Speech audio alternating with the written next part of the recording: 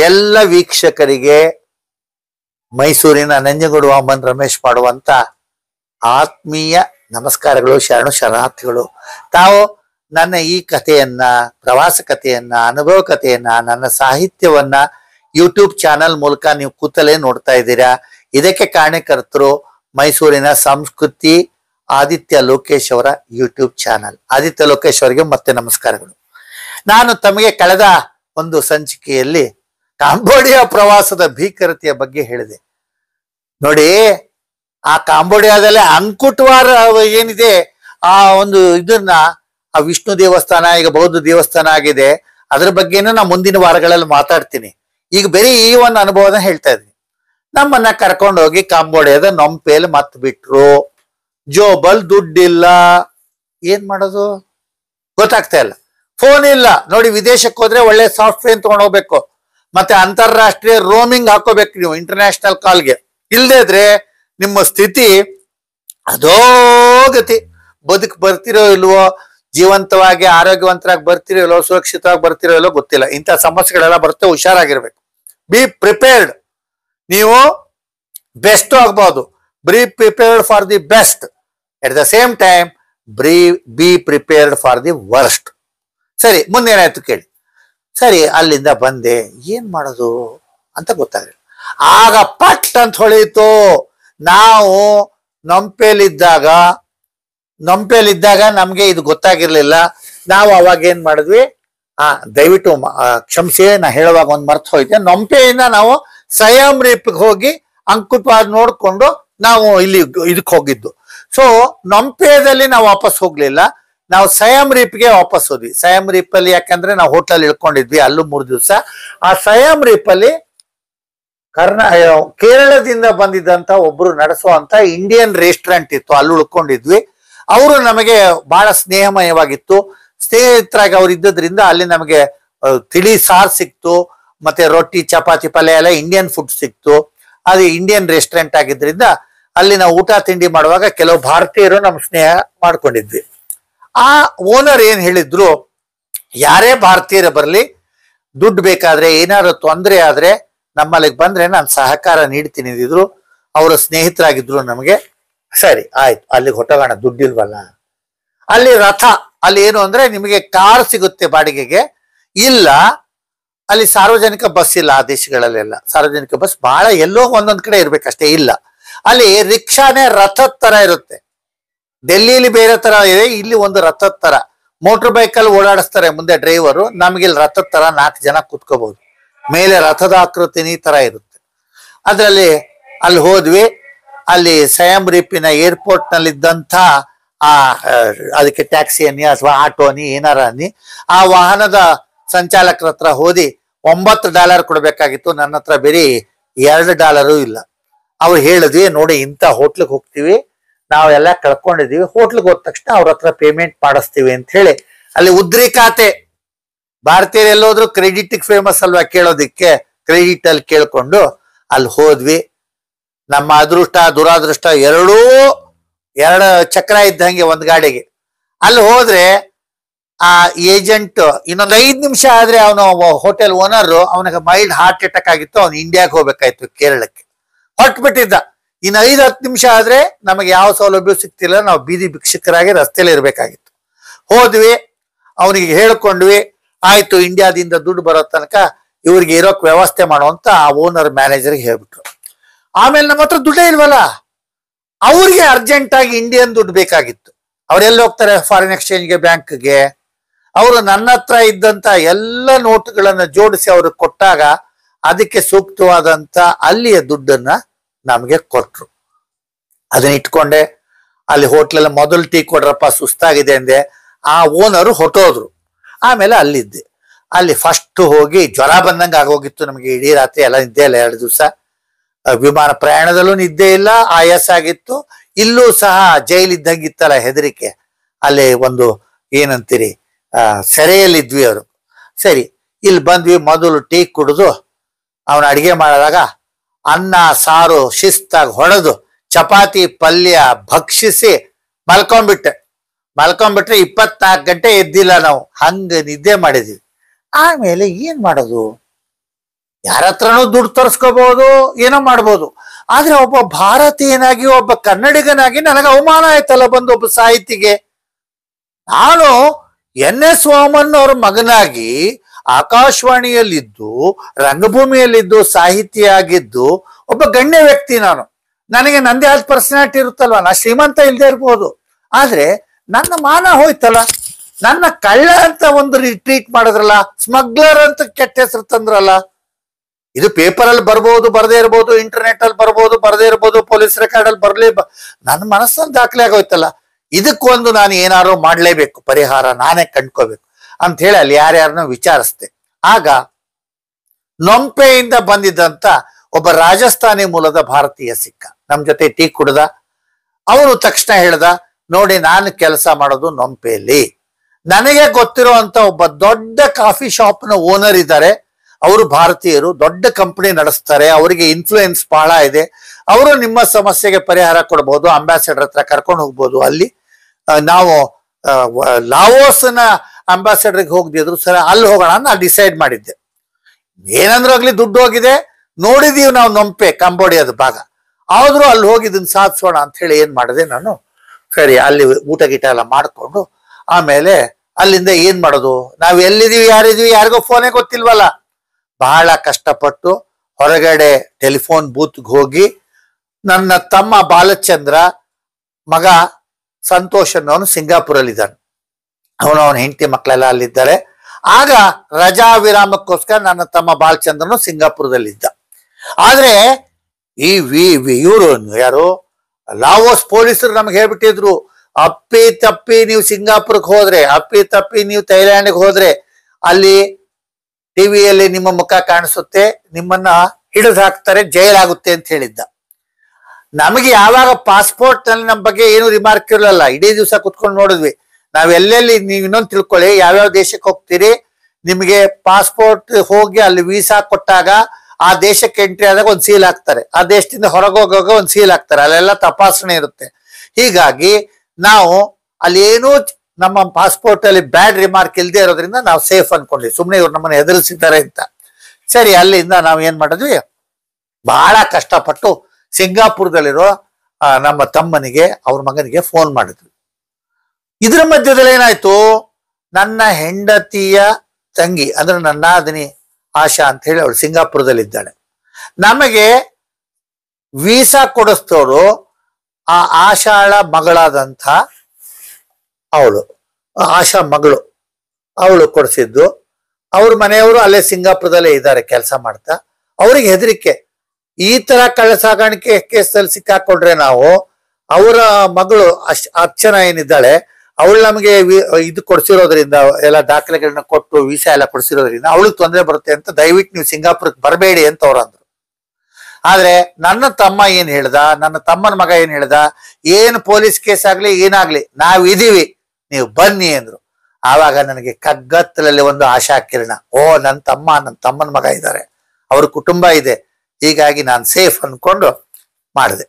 ಇಷ್ಟರಲ್ಲಿ ಏನಾಗಿದೆ, ನನ್ನ ಹೆಂಡತಿ ಒಂದು ಮೂರ್ಖತನ ಮಾಡಿದ್ಲು. ನಮ್ದು ಟ್ರಾವೆಲ್ ಏಜೆನ್ಸಿ ಇಲ್ಲ, ಬಿಟ್ಟಿದೀವಿ, ತೆಗೆದ್ಬಿಟ್ಟಿದೀವಿ, ಮುಚ್ಚಿಬಿಟ್ಟಿದೀವಿ. ಆದ್ರೆ ನಮ್ಮ ಮನೆಯಲ್ಲಿ ಡ್ರೈವರ್ ಇದ್ದ, ನಮ್ದೊಂದು ಕಾರ್ ಇತ್ತು ಅವಾಗ. ಆ ಡ್ರೈವರ್ಗೆ ಫೋನ್ ಮಾಡಿ ನಾವು ವಾಪಸ್ ಇಂಡಿಯಾಗೆ ಬರ್ತೀವಿ, ಅವಳ ಅವಸರ ಮಾಡ್ಬಿಟ್ಲು ನನ್ನ ಹೆಂಡತಿ, ನಾವು ಇಂಡಿಯಾಗೆ ಬರ್ತಾ ಇದೀವಿ, ಒಂದು ಟಿಕೆಟ್ ಬುಕ್ ಮಾಡೋ ಅಂತ ಹೇಳಿ ಅವನು ಯಾರ ಹತ್ರನೋ ದುಡ್ಡು ಇಸ್ಕೊಂಡು 47,000ಕ್ಕೆ ಅವನು ನಮಗೆ ವಾಪಸ್ ಹೋಗೋಕೆ ಇಂಡಿಯಾಗೆ, ಎಲ್ಲಿಂದ ಕಾಂಬೋಡಿಯಾದಿಂದ ಬುಕ್ ಮಾಡ್ಬಿಟ್ಟಿದ್ರು. ನಾವು ಸಿಂಗಾಪುರ್ಗೆ ಮಾತಾಡಿದ್ರೆ ಅವ್ರು ಕರೆದ್ರು. ಆದ್ರೆ ಅವನು ಬೈ ಮಿಸ್ಟೇಕ್ ಏನ್ ಮಾಡ್ಬಿಟ್ಟಿದ್ದಾರೆ ನೋಡಿ, ನೀವು ಈ ರೈಲಲ್ಲಿ ವಿಮಾನದಲ್ಲಿ ಪ್ರಯಾಣ ಮಾಡ್ಬೇಕಾದ್ರೆ 00 ಅವರ್ಸ್ ಆದ್ಮೇಲೆ ನೆಕ್ಸ್ಟ್ ಡೇಟ್ ಬಂದ್ಬಿಡುತ್ತೆ, ನಿಮ್ಗೆ ಗೊತ್ತಿರ್ಬೇಕು. ಅಂದ್ರೆ 12ನೇ ತಾರೀಕು 0001 ಅಂದ್ರೆ ಅದು 13ನೇ ತಾರೀಕು ಆಗುತ್ತೆ.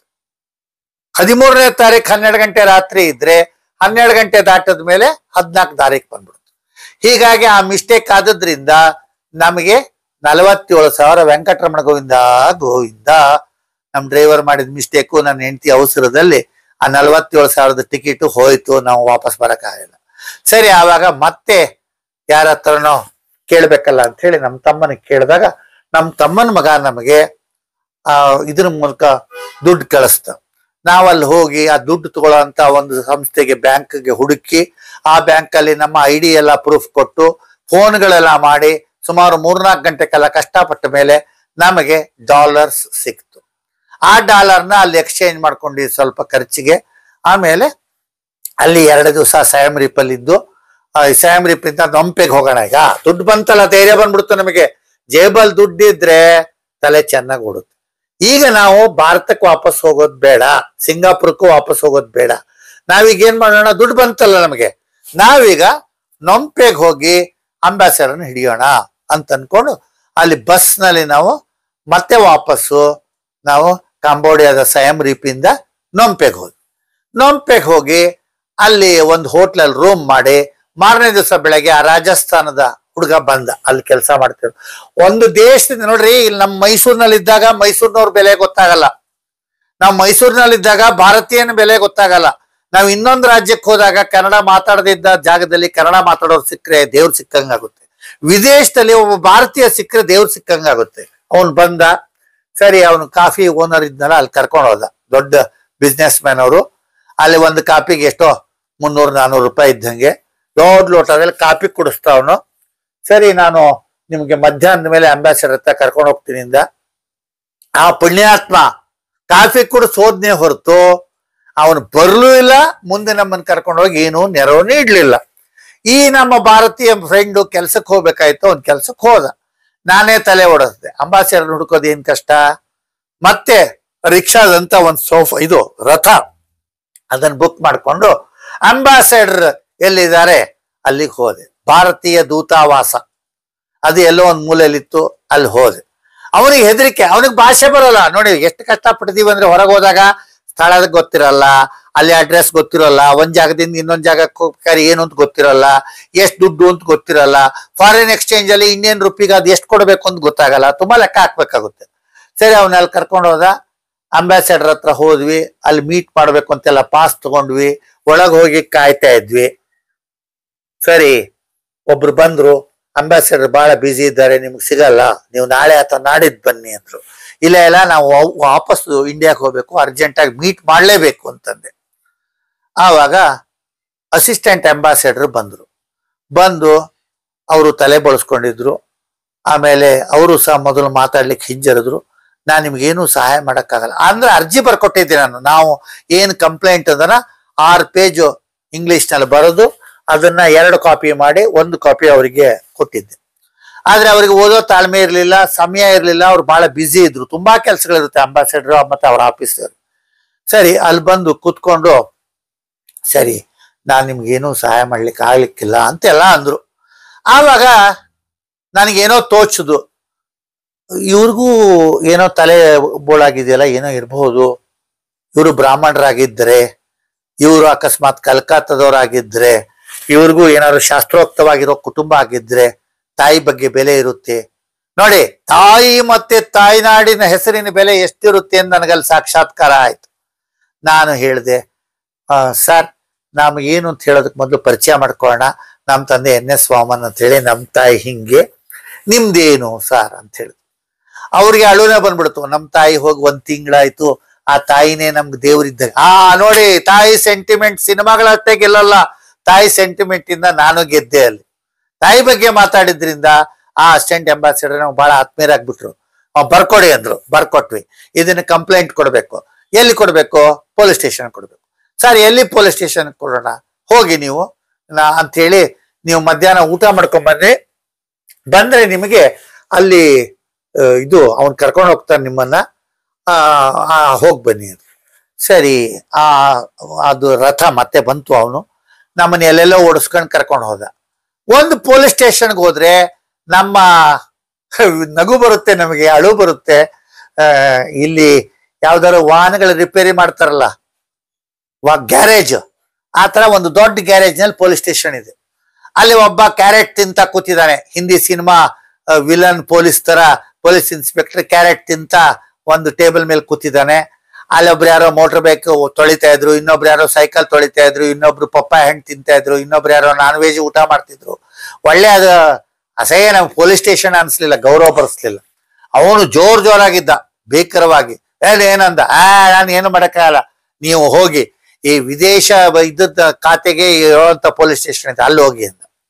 ಸರಿ, ಅದನ್ನ ಹುಡ್ಕೊಂಡು 2ನೇ ಪೊಲೀಸ್, ಭಾಷೆ ಬರ್ದಿದ್ದ ಜಾಗ, ಸ್ಥಳ ಗೊತ್ತಿಲ್ದಿರೋ ಜಾಗ. ಆ ರಥದವನು, ಆ ಟ್ಯಾಕ್ಸಿ ಅವನು ಇದೆ, ಅವನಿಗೂ ಭಾಷೆ ಬರಲ್ಲ. ಕೇಳ್ಕೊಂಡು ಇನ್ನೊಂದು ಪೊಲೀಸ್ ಸ್ಟೇಷನ್ಗೆ ಹೋದೆ. ಅಲ್ಲಿ ಹೋದ್ರೆ ಪೊಲೀಸ್ ಇನ್ಸ್ಪೆಕ್ಟರ್ ಬಹಳ ಶಾರ್ಪ್ ಇದ್ದ. ಅವನು, ನೀವು ಎಲ್ಲಿ ಕಳ್ಕೊಂಡ್ರು ಆ 4 ಸ್ಟಾರ್ ಹೋಟ್ಲಿಗೆ ಹೋಗಿ ಕಂಪ್ಲೇಂಟ್ ಕೊಡಿ ಅಂತಂದ. ನಾನು ಇಲ್ಲೇ ಅಂಬಾಸಡರ್ ಕಚೇರಿಯಲ್ಲಿ ಕೂತ್ಕೊಂಡು ನಾನು 4 ಅರ್ಜಿ ಬರೆದೆ. ಅಂಬಾಸಡರ್ಗೆ ಒಂದು, ಅಸಿಸ್ಟೆಂಟ್ ಅಂಬಾಸಡರ್ಗೆ ಒಂದು, ಆ ಹೋಟೆಲ್ಗೆ ಒಂದು, ಇನ್ನೊಂದು ಸ್ಪೇರ್, 4 ಅರ್ಜಿ ಬರ್ಕೊಂಡು ಇಟ್ಕೊಂಡೆ. ಸರಿ, ಆಮೇಲೆ ಆ ಹೋಟೆಲ್ಗೆ ಹೋದ್ವಿ. 4 ಸ್ಟಾರ್ ಹೋಟ್ಲ್ ಅದು. ಆ ಹೋಟ್ಲಿಗೆ ಹೋಗಿ ಆ ಹೋಟ್ಲಲ್ಲಿ ಅಲ್ಲಿ ಮ್ಯಾನೇಜರ್ ಇಲ್ಲ. ನಮಗೆ ನಾವು ಕೊಟ್ಟಿದ್ದ ಲೆಟರ್ಗೆ ದಾಖಲೆ ಬೇಕಲ್ಲ. ನನ್ನ ಹೆಂಡತಿಗೆ ಫೋಟೋ ತೆಗಿ ಅಂದೆ. ರಿಸೆಪ್ಷನಿಸ್ಟ್ಗೆ ನಾನು ಆ ಅರ್ಜಿ ಕೊಡ್ತಿರೋ ಹಾಗೆ ನನ್ನ ಹೆಂಡತಿ ಫೋಟೋ ಕ್ಲಿಕ್ಕಿಸಲು, ನಮ್ಗೊಂದು ದಾಖಲೆ ಕಂಪ್ಲೇಂಟ್ ಕೊಟ್ವಿ ಅಂತ. ಅಷ್ಟರಲ್ಲಿ ನೋಡಿ, ನಾವು ಯಾವ 2ನೇ ಪೊಲೀಸ್ ಸ್ಟೇಷನ್ಗೆ ಹೋಗಿ ಕಂಪ್ಲೇಂಟ್ ಕೊಡಕ್ ಹೋಗಿದ್ವಿ, ಸಿನಿಮಾದ ವಿಲನ್ ಪೊಲೀಸ್ ಇನ್ಸ್ಪೆಕ್ಟರ್ ತರ ಅವನು ಬೈಕಲ್ಲಿ ಬಂದ.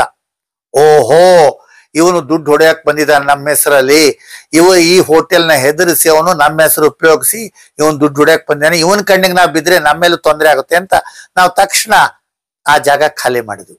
ಖಾಲಿ ಮಾಡಿ ಮತ್ತೆ ರಾಯಭಾರ ಕಚೇರಿಗೆ ಹೋದ್ವಿ. ಅಲ್ಲಿ ಮತ್ತೆ ಅವ್ರನ್ನ ಮೀಟ್ ಮಾಡಿದ್ವಿ. ಊಟ ಆಗಿತ್ತು ಅವ್ರದ್ದು.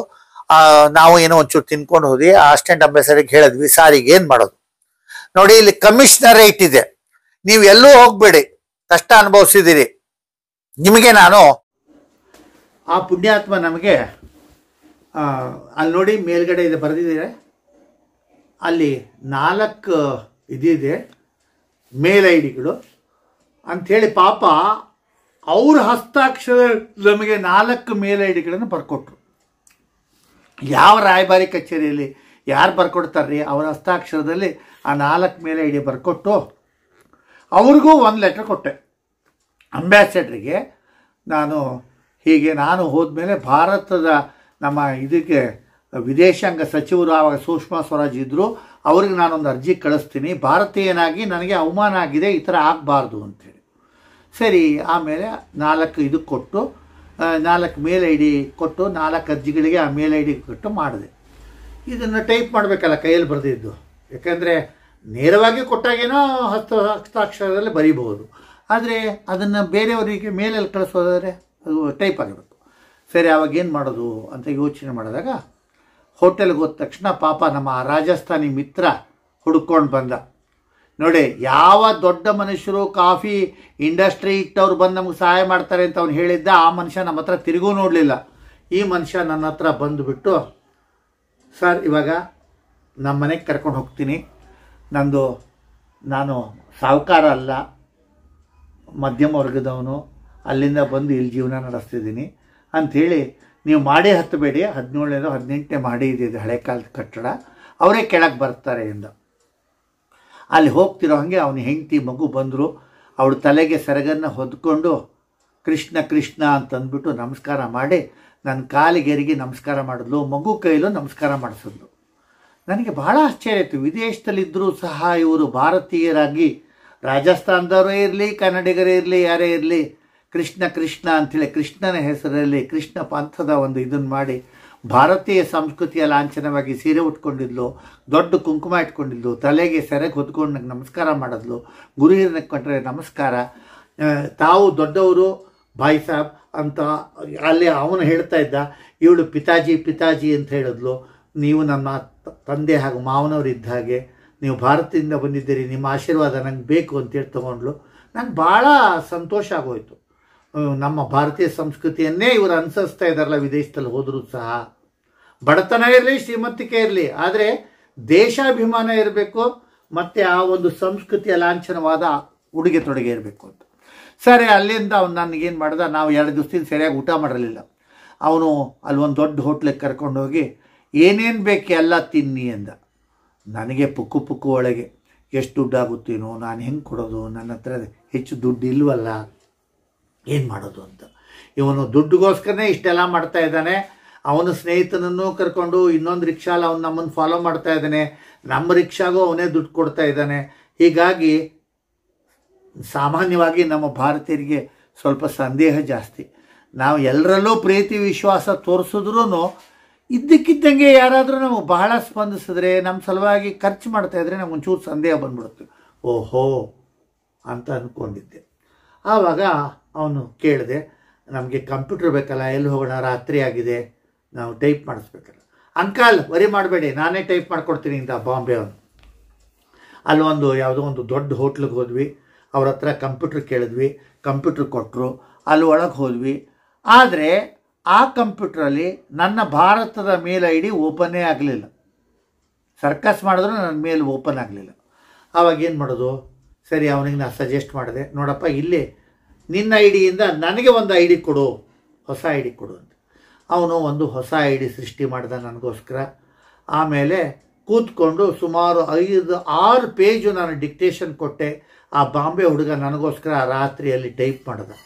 ಉತ್ತಮ ಊಟ, ಭಾರತೀಯರ ಉತ್ತಮವಾದ ಸಂಪರ್ಕ, ಅವರು ನಮ್ಮ ಜೊತೆಗೆ ಇದ್ದದ್ದು, ಊಟ ಹಾಕ್ಸಿದ್ದು ನನಗೆ ಭಾಳ ಖುಷಿಯಾಗಿ, ಅಲ್ಲೆಲ್ಲೋ ನರಕದಲ್ಲಿದ್ವಿ, ಇಲ್ಲಿ ಸ್ವರ್ಗಕ್ಕೆ ಬಂದುಬಿಟ್ಟಿದೆಯಪ್ಪ, ದೇವತೆಗಳಿದ್ದಾರೆ ನಮ್ಮ ಸುತ್ತ ಅಂತ ಒಂದೊಂದು ಸಲ ಅನಿಸೋದು. ಒಂದೊಂದು ಸಲ ಇವರೆಲ್ಲ ಸೇರಿ ಕೊನೆಗೆ ನಮ್ಮ ಹತ್ರ ದುಡ್ಡು ವಸೂಲಿ ಮಾಡ್ಬೋದು, ಅದಕ್ಕೆ ನಮ್ಗೆ ಹಿಂಗೆ ಸಹಾಯ ಮಾಡ್ತಾಯಿದ್ದಾರೆ ಅಂತ ಈ ಭಾರತೀಯರ ಮನಸ್ಸು ಈ ಥರ ಒಂದು ಸ್ವಲ್ಪ ಆ ಕಡೆ ಈ ಕಡೆ ಯೋಚನೆ ಮಾಡುತ್ತೆ. ನನಗೂ ಯೋಚನೆ ಬಂತು. ಸರಿ, ಎಲ್ಲ ಆದಮೇಲೆ ಅವನು 4 ಮೇಲು ಈ ಅಂಬಾಸಡರ್ಗೆ ಒಂದು ಕಾಪಿ, ಆಮೇಲೆ ಅವನೇನು ಹೇಳಿದ್ದ, ವಿದೇಶದಿಂದ ಬಂದವ್ರಿಗೊಂದು ಪೊಲೀಸ್ ಸ್ಟೇಷನ್ ಇದೆ ಅಂತ, ಆ ಪೊಲೀಸ್ ಸ್ಟೇಷನ್ ಮೇಲಿಗೆ, ನಾವು ಇಳ್ಕೊಂಡಿದ್ದು ಹೋಟೆಲ್ಗೆ, ಇನ್ನೊಬ್ಬ ಪೊಲೀಸ್ ಕಮಿಷನರ್ಗೆ, ಆಮೇಲೆ ಈ 4 ಮೇಲಲ್ಲಿ ನನ್ನ ಹೊಸ ಮೇಲ್ ಐ ಡಿಯಿಂದ ಅವನು ಕಳಿಸಿ ನನಗೊಂದು ಪ್ರಿಂಟು ತೊಗೊಟ್ಬಿಟ್ಟ ಆ ಹೋಟ್ಲಲ್ಲಿ ರಾತ್ರಿಲಿ. ಸೊ ಮಧ್ಯರಾತ್ರಿ ದಾಟಿದೆ, ಅವರಿಬ್ಬರು ಬಂದರು, ನನಗೆ ಮತ್ತೆ ಒಂದು ರಥವನ್ನು ಫಿಕ್ಸ್ ಮಾಡಿಕೊಟ್ರು.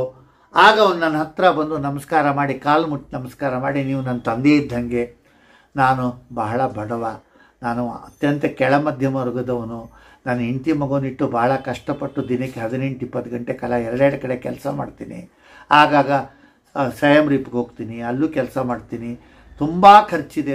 ಓಹೋ ಬಿಚ್ಚದಪ್ಪ ಇವನ ಕಂತೆ, ಇವನು ನಮ್ಮ ಹತ್ರ ಇಷ್ಟೆಲ್ಲ ಮಾಡಿ ಈಗ ಗೋಳಿನ ಕತೆ ಹೇಳೋದು ನಮ್ಮ ಹತ್ರ ದುಡ್ಡು ಇಸ್ಕೊಳ್ಳೋಕ್ಕೆ. ಏನಾದರೂ ಭಾರತೀಯ ಹಿಂಗೆ ಅಲ್ವಾ, ಭಿಕ್ಷುಕ ವೃತ್ತಿ ಬಂದ್ಬಿಡುತ್ತೆ, ಆ ಮಾತುಗಳು ಬಂದ್ಬಿಡುತ್ತೆ ಅಂತ ಅಂದ್ಕೊಂಡಿದ್ದೆ. ಮರುಕ್ಷಣ ಅವನು ಹಿಂಜರಿತಾ ಅವನ ಕೈಯಿಂದ ಒಂದು ಕವರನ್ನು ತೆಗೆದು ನನ್ನ ಜೋಬಿಗೆ ಹಾಕಿದ. ಏನು ಅಂತಂದೆ. ನಾನು ಸಾಹುಕಾರ ಅಲ್ಲ, ಆದರೆ ನೀವು ಕಷ್ಟಪಟ್ಟು ಬಂದಿದ್ದೀರಿ, ನೀವು ಭಾರತಕ್ಕೆ ಹೋಗಬೇಕು, ಆದ್ದರಿಂದ ನನ್ನ ಉಳಿಸಿದ ನಂದು ಮತ್ತು ನನ್ನ ಮಿತ್ರಂದು ಸೇರಿ ನಿಮಗೆ $100 ಕೊಡ್ತಿದ್ದೀವಿ ಅಂತ. $100 ಅಂದ್ರೆ ಏನ್ರಿ? American dollar. $1 ಆಗ 75 ಏನೋ ಇದೆ, ಈಗ 84 ಏನೋ ಇದೆ. 75 × 100 ಎಷ್ಟು? 7,500.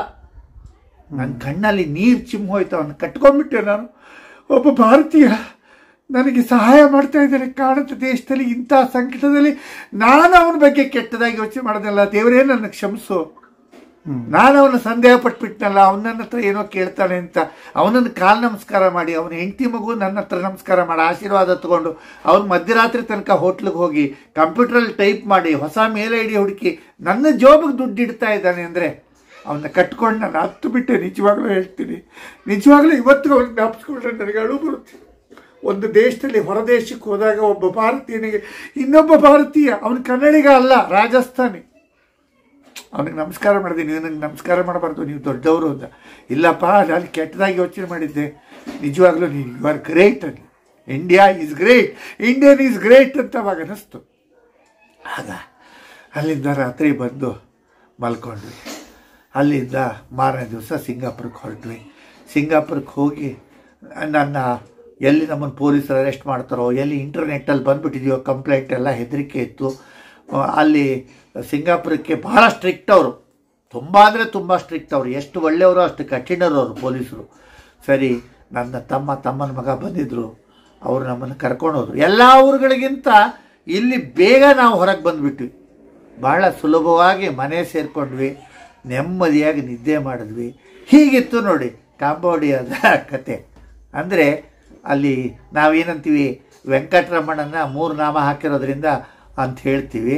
ಅದಕ್ಕೆ 3 ತಿ ಅಂತ ನಾವಂತೀವಿ. ಅಂದರೆ ತಿ ಅನ್ನೋ ಅಕ್ಷರಕ್ಕೆ 3 ಅಂತ ಇಟ್ಟರೆ 3 ತಿ, ಗೆ 6 ತಿ, 6 ತಿ ಅಂತ ನಾನು ಶಬ್ದ ಕಾಯಿನ್ ಮಾಡಿದ್ದೀನಿ. ಗೊತ್ತಾಯ್ತಲ್ಲ ಸರ್? ಟಿ ಟಿ ಟಿ 3 ಇಟ್ಟರೆ 3 ತಿ ಗೆ, ಇಲ್ಲಿ 6 ತಿ, 6 ಬರೆದ್ಬಿಟ್ಟು ತಿ ತಿ ತಿ ಹಾಕಿದ್ರೆ 6 ತಿ. ಆದರೆ ಇಲ್ಲೇನು ಅಂದರೆ ಪಂಗನಾಮ ಆಯ್ತು ಇಲ್ಲಿ ನಮಗೆ, ಅದಕ್ಕೆ ಅಲ್ಲಿ ನಾನು ಬರೆದೆ. ಹಾಗಾಗಿ ಆ ಪಂಗನಾಮದ ಕಥೆಯನ್ನು ನಾನು ನಿಮ್ಮ ಜೊತೆ ಹಂಚ್ಕೊಂಡಿದ್ದೀನಿ. ಇಂಥ ಅನೇಕ ಅನುಭವಗಳು ಎಲ್ರಿಗೂ ಆಗುತ್ತೆ. ಆದರೆ ನಾವು ಅದನ್ನು ವಿವರವಾಗಿ ಬೇರೆಯವ್ರಿಗೆ ಹೇಳಿದಾಗ, ವಿದೇಶಗಳಿಗೆ ಹೋಗ್ಬೇಕಾದ್ರೆ ಖುಷಿ ಎಷ್ಟಿರುತ್ತೋ, ಜಾಗರೂಕತೆ ಎಚ್ಚರ ಇರಬೇಕು, ಭದ್ರವಾಗಿ ಇಟ್ಕೋಬೇಕು. 4 ಸ್ಟಾರ್ ಹೋಟೆಲ್ ಆದರೂ ಕಳ್ಳತನ ಆಗೋ ಸಂಭವ ಇರುತ್ತೆ. ಆಮೇಲೆ ಯಾರ್ಯಾರಿಗೂ ಕೇಳಿದೆ, ಅದು ಹೆಂಗ್ರಿ 4 ಸ್ಟಾರ್ ಹೋಟ್ಲಲ್ಲಿ ಬೀಗ ಹಾಕ್ಕೊಂಡು, ಬೀಗದ ಕೈಯೂ ನಾವು ಹೋಟ್ಲಲ್ಲಿ ಕೊಟ್ಟಿಲ್ಲ, ಇಸ್ಕೊಂಡೋಗಿದ್ದಿಲ್ಲ, ಹೆಂಗೆ? ಆವಾಗ ತಜ್ಞರು ಹೇಳಿದ್ರು, ಹೋಟೆಲ್ನಲ್ಲಿ ಸಾಮಾನ್ಯವಾಗಿ ಡುಪ್ಲಿಕೇಟ್ ಕೀ ಇಟ್ಕೊಂಡಿರ್ತಾರೆ. ಒಂದು ವೇಳೆ ಆ ಹೋಟೆಲ್ನವರು ಡುಪ್ಲಿಕೇಟ್ ಕೀ ಓಪನ್ ಮಾಡದೇ ಇದ್ರು, ಕಳ್ಳ ಚಾಣಾಕ್ಷನಾಗಿ ನಮ್ಮದು ಚೈನ್ ಹಾಕಿರ್ತೀವಲ್ಲ, ನಾವೇನು ಅಂದ್ಕೊಂಡಿರ್ತೀವಿ, ನಮ್ಮ ಸೂಟ್ ಕೇಸ್ಗೆ ಚೈನ್ ಹಾಕಿ 2 ಬೀಗ ಬಡ್ದಿದ್ರೆ ಅದು ಸೇಫ್ ಅಂದ್ಕೊಂಡಿರ್ತೀವಲ್ಲ, ಅಲ್ಲಿ ಒಬ್ಬ ತಂತ್ರಜ್ಞಾನ ಇಟ್ಕೊಂಡಿದ್ದಾರಂಥವ್ರು ಒಂದು ಥರ ವಿಶೇಷ ಗುಂಡು ಪಿನ್ನಿಂದ ಅದು ಹರಿಯದೆ ಆ ಇದನ್ನು ಬಿಡಿಸ್ತಾರಂಥವ್ರು, ಚೈನನ್ನು, ತಂತಿ ಚೈನ್ ಇರುತ್ತಲ್ಲ ಅದನ್ನು ಬಿಡಿಸಿ ತೊಗೊಂಡ್ಬಿಟ್ಟು ಮತ್ತೆ ಹಾಗೆ ಸೇರಿಸ್ಬಿಡ್ತಾರಂತೆ. ಹೀಗಾಗಿ ನಮಗೇನಾಗುತ್ತೆ, ಸೂಟ್ ಕೇಸ್ ಹೊಡೆದಿರಲ್ಲ, ಸೂಟ್ ಕೇಸ್ ಹರಿದಿರೋದಿಲ್ಲ, ಇಟ್ಟಿದ್ದೆಲ್ಲ ಹಂಗೆ ಇರುತ್ತೆ. ಒಳಗಿನ ಕವರಲ್ಲಿ ಇನ್ನೊಂದು ಹೇಳೋದು ಮರ್ತೆ, ಇಲ್ಲೊಂದು ನನಗೆ ಲಘುನು ಬರುತ್ತೆ. ನಾನು ಯೋಚನೆ ಮಾಡ್ತಾ ಇದ್ದೆ, ಅಲ್ಲ ಕಳ್ಳತನ ಮಾಡ್ದ ಹಾಳಾದವನು ನಮ್ಮ 7 ಒರಿಜಿನಲ್ $100 700 ತಗೊಂಡು ಅವ್ನು ಕಳ್ಳೋಟ್ ಯಾಕಿಟ್ಟ? ಅಲ್ಲ, ಅವ್ನು ಏನೂ ಹಿಡದೆ ಹೊಟ್ಟಾಗಿದ್ರೆ ಕಳ್ತನ ಆಗಿದೆ ಅಂತ ನಾವು ಸೇಫ್ ಆಗಿರ್ತಿದ್ವಿ. ಕಳ್ಳನ ಮಗ ಅವನು ನಮ್ಗೆ 2 ರೀತಿ ಅಪಾಯ ಕೊಟ್ಟ. ದುಡ್ಡನ್ನು ಅಪಹರಿಸದ, ಫೇಕ್ ನೋಟನ್ನು ಇಟ್ಟು ನಾವು ಜೈಲಿಗೆ ಹೋಗುವಂತ ಸಂದರ್ಭ ಅದ. ಕಳ್ಳನ ಮಗನೇ ಕಾಂಬಡಿಯಾಗಿ ಹೋಗಿದ್ದಕ್ಕೆ ಒಳ್ಳೆಯವರಿದ್ದಾರೆ ಹೇಳ್ಕೊಂಡ್ರೆ, ಆ ಕಳ್ಳನು ಎಂತ ಇದು ನೋಡಿ ಅವ್ನು, ಅಂದ್ರೆ ನಮ್ಗೆ ಗೊತ್ತಾಗಬಾರ್ದು. ಈಗ ನೋಟ್ ಇಲ್ದೇ ಏನಾಗುತ್ತೆ ಹೇಳಿ, ಕಳ್ತನ ಆಗಿದೆ ಅಂತ ನಾವು ಜಾಗರೂಕರಾಗಿ ಕಂಪ್ಲೇಂಟ್ ಕೊಟ್ಬಿಡ್ತೀವಿ. ನೋಟಿದ್ರೆ 1000 ನೋಟ್ ಇದೆ. ಅದು ಹೆಂಗಿದೆ ಗೊತ್ತಿಲ್ರಿ, ಡುಪ್ಲಿಕೇಟ್ ನೋಡಿ ನೀವು ಪತ್ತೆ ಹಚ್ಚಕ್ಕೆ ಆಗಲ್ಲ, ದಿಟ್ಟೋ ಇದೆ. ಇಲ್ಲಿ ಎಲ್ಲೋ ಮೂಲಿ ಸಂದಿಲ್ ಕಾಪಿ ಅಂತಿದೆ. ನಮ್ಗೆ ಆಮೇಲೆ ಒಬ್ರು ತಜ್ಞರು ತೋರಿಸಿದ್ರು, ನೋಡಿ ಈ ತುದಿಲಿ ಆ ಡಿಸೈನ್ಗಳು, ಚಿತ್ರದ ಮಧ್ಯದ ತುದಿಲಿ ಸಣ್ಣ ಅಕ್ಷರದಲ್ಲಿ ಕಾಪಿ ಅಂತಿದೆ.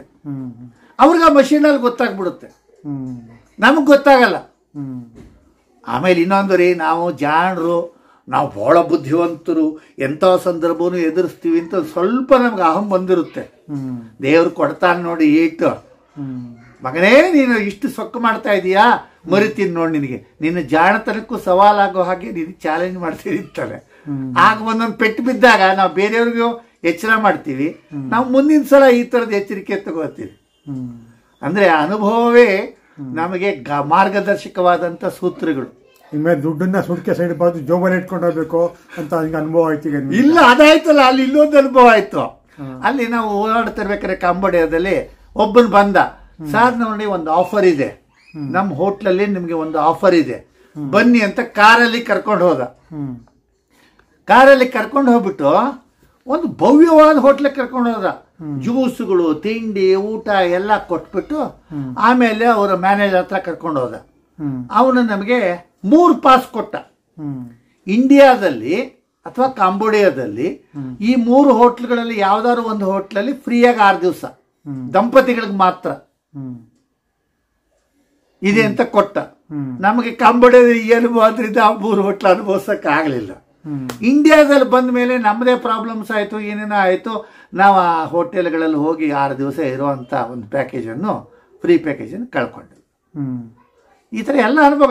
ನಾವು ಹೋಗೋವಾಗ ಹೋಟ್ಲ್ನ ನಮ್ಮದೇ ಹೋದ್ವಿ. ಅವ್ನು ಕಾರಲ್ಲಿ ಕರ್ಕೊಂಡು ಹೋದ, ದೊಡ್ಡ ಬಂಗ್ಲೆಯಲ್ಲಿ ಕರ್ಕೊಂಡು ಹೋದ, ಒಳ್ಳೆ ಊಟ ಹಾಕಿಸ್ದ, ಜ್ಯೂಸ್ ಕೊಟ್ಟ.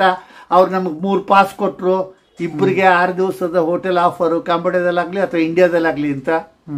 ಅನುಭವಿಸೋಕ್ಕೆ ನಮ್ಗೆ ಹಣೆಯಲ್ಲಿ ಬರೆದಿರಬೇಕಲ್ಲ. ಒಳ್ಳೆ ಅನುಭವಗಳಾಗುತ್ತೆ, ಕೆಟ್ಟ ಅನುಭವಗಳಾಗುತ್ತೆ. ಇದಕ್ಕೆ ನಾವು ಗಟ್ಟಿ ಇರಬೇಕು. ನಮ್ಮ ಮನಸ್ಸು, ನಮ್ಮ ದೇಹ ಗಟ್ಟಿ ಇದ್ರೆ ಇಂಥ ಎಷ್ಟೋ ಶಾಕ್ ಅಬ್ಸಾರ್ಬರ್ ಆಗ್ಬೇಕು ನಾವು.